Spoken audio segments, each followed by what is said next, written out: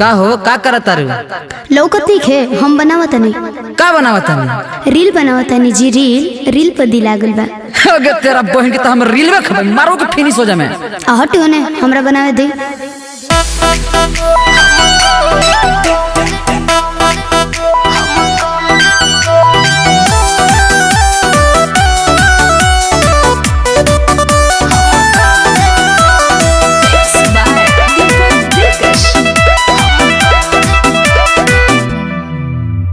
नाचा मतरनिया नचनिया लेखा घरवा में रह अभी कनिया लेखा। नाचा मतरनिया नचनिया लेखा घरवा में रह अभी कनिया लेखा। रुक जाके माई से बतावतानी तू तो रोटी बनावे रजऊ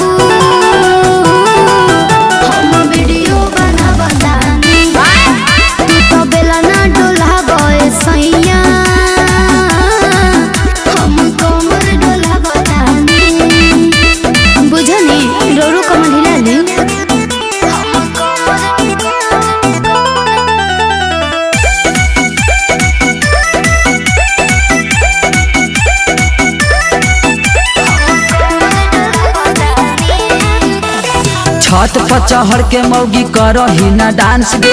गांव घर के लोग देखतो बोलतो ये डांस गे। लाइक मिलेगा बाप तेरा बहन के। राजा जी हम नहीं लजाती हूँ कहीं भी जाके ठुमका लगाती हूँ।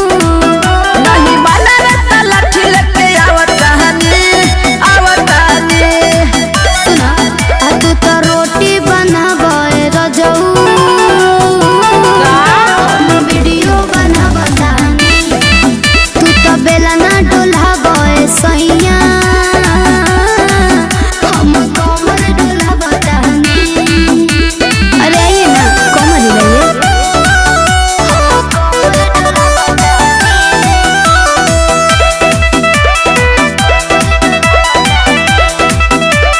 रील के नचनिया गे मिल गईले कनिया। दिल डर के रखही ना इज्जत तोरी पनिया। अरे आपका भी पब्लिसिटी बन जाएगा।